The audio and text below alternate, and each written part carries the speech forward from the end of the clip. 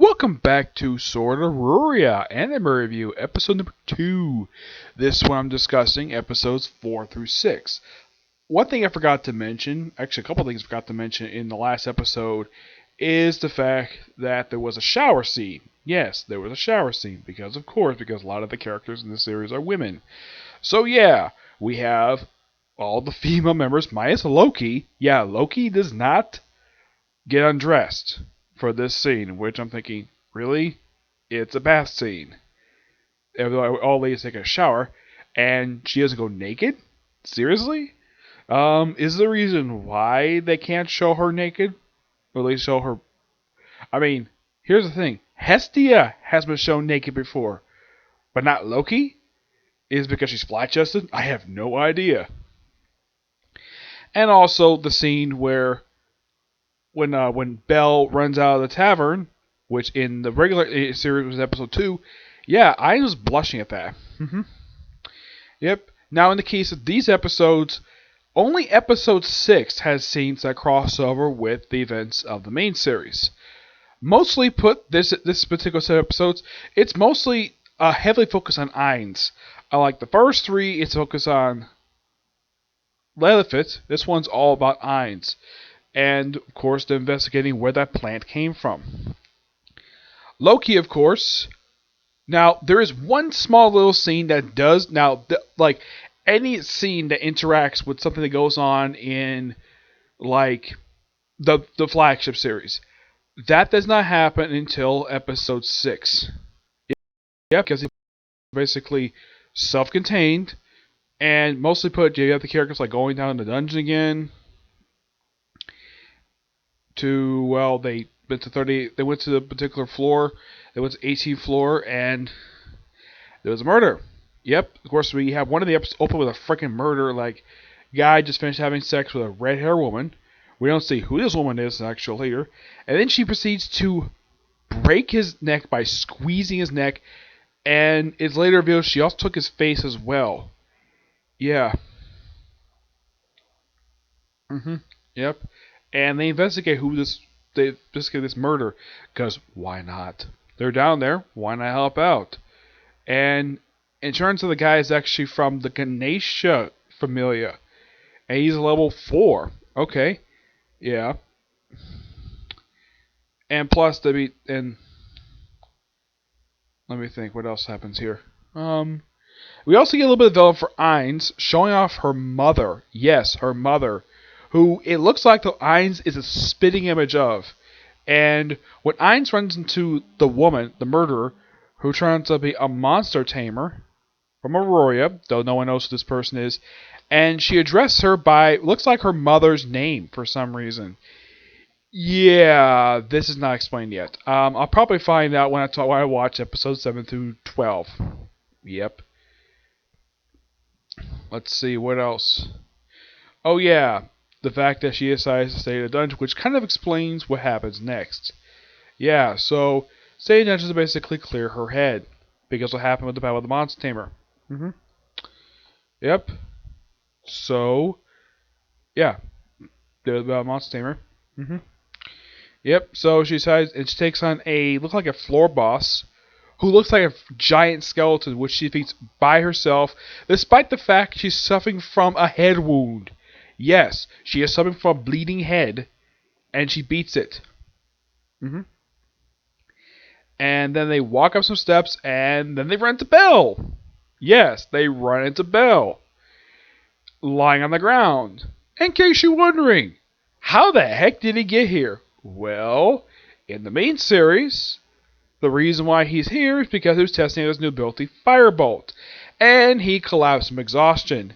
And we actually had this thing that was actually not seen in the main series, where Ainz walks over to him, kneels down, gets on her knees, and then she attempts to put his head on her lap. Yeah, we actually see the lap pillow time here. Yep. And then first, when it looked like she's about to do it, then he looked like he turns his head and thinks he's going to wake up, but nope. Turns out just a false alarm. And eventually, she successfully put it on her lap, and she says, "Mom?" And she says, "I'm not your mother." And then he wakes up and runs away. And she's like, he ran away again. Damn. Yep, and of course he could have pouted about it later. And then now we have more stuff that happened in the main series, where she asked Loki, who had just come back from.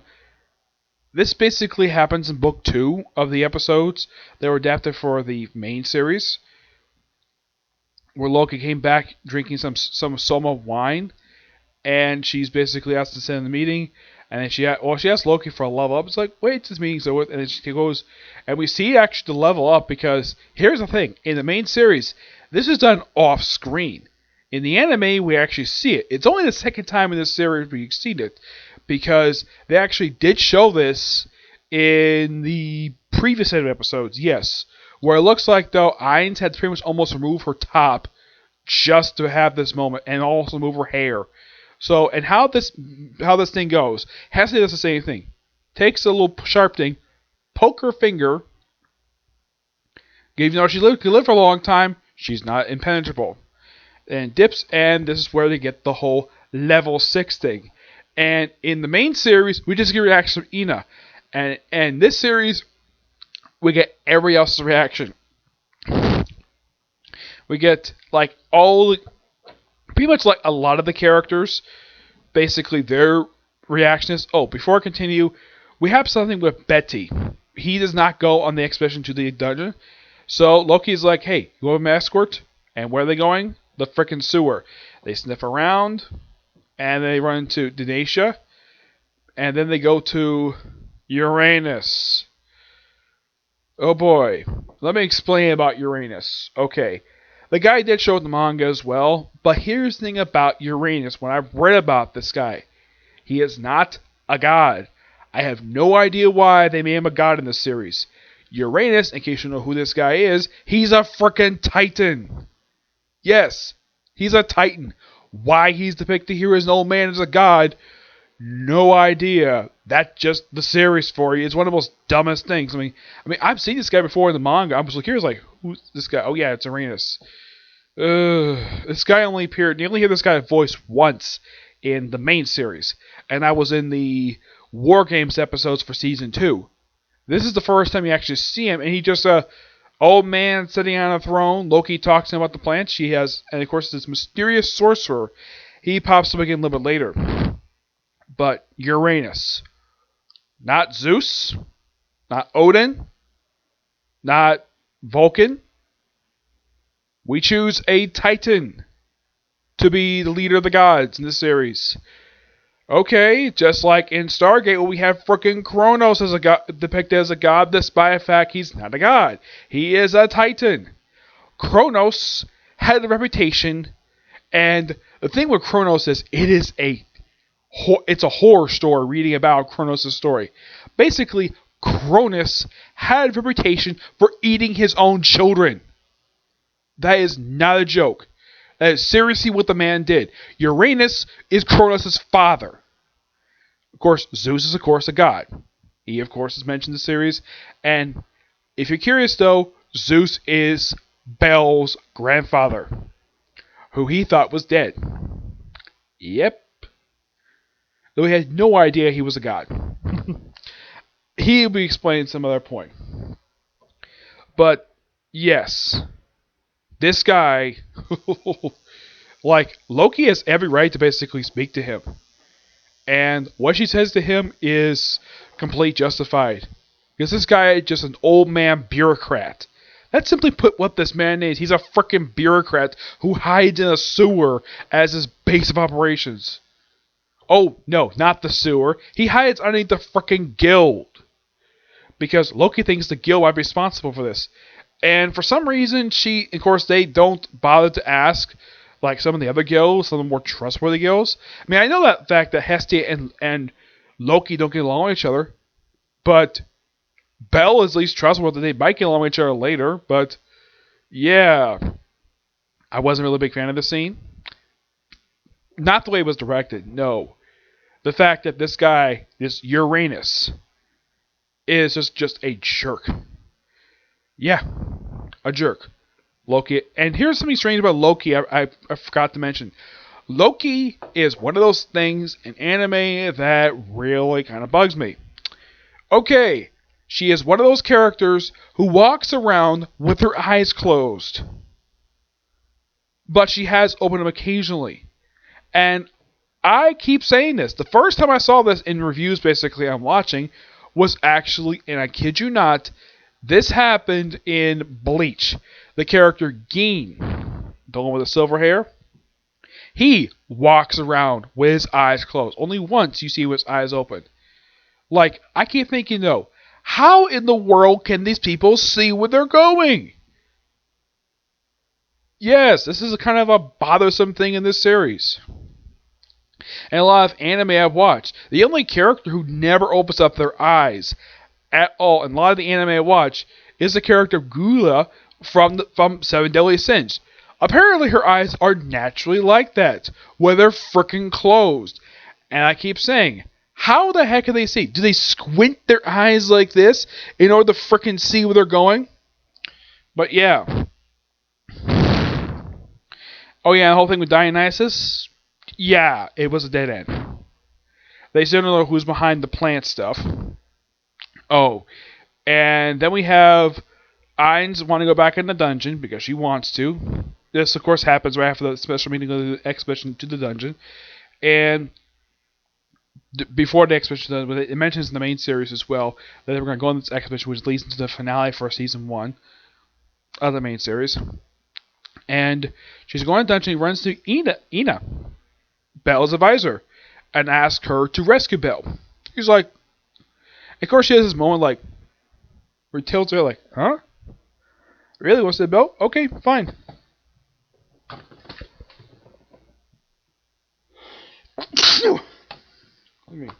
Yes. So, she goes basically searching for Belle. She does find him on the 10th floor, where it's full of the White Forest stuff. This has happened in episode, I believe this happened in the finale for the book. I think it was episode 8, if I'm not mistaken. Yeah, this happened in episode 8. Mm-hmm. Which is the finale for adaptation for book 3. Mm-hmm. So yeah. So she basically, you actually see it fully what was seen briefly in a flashback, what Belle basically mentioned in episode 8 about this mysterious warrior who comes and saves him. Yep, and we see fully that, well, Ainz basically seeing her slice and dice, and of course, she meets up with this mysterious sorcerer who was talking to Uranus. I'm just a harmless sorcerer, or a spellcaster, you can call me a mage. This conversation lasts for barely a minute. He leaves, and Ainz turns and finds the gauntlet that Ina gave to him, gave to Belle. Of course, she does get back to him. And, well, that's it. That's all that happens in these episodes. It's interesting, though, the fact that the series went this direction. Yeah, probably because in books 2 and 3 we didn't have any barely interaction with Belle in these ones. So, yeah. Interesting though they did this, and I would probably say in the case of the first book, it's the first set of episodes for this one probably takes place at the same time as books 1 and 2. This one looks like it's taking place during, I would probably say, book 3 of the series. Yeah, that kind of makes sense. Mm-hmm. So yeah, the first book takes place during books 1 and 2. Book 2 takes place during book 3. And I'm looking forward. I would, yeah, definitely say either book 3 or probably book 4. Yep. And I'm definitely looking forward to watching the next 3 episodes of the series, which I think I might be able to get done tonight. Could I get them this series tonight? It's a maybe. Yep. But yeah, that's really it for this particular review. Not much else to say. These episodes, they're good. I like the direction the series is going. And, oh, one thing I forgot in the review for this particular, yeah, like, I know the series aired back in 2017.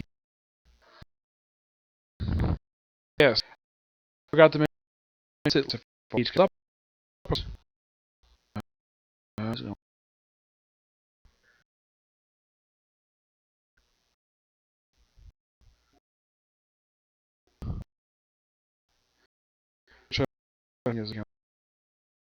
a while.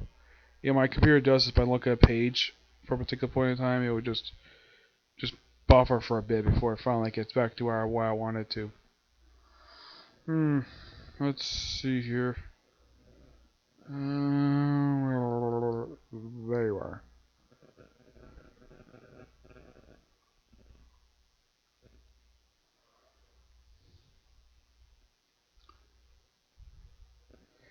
Okay, here we go.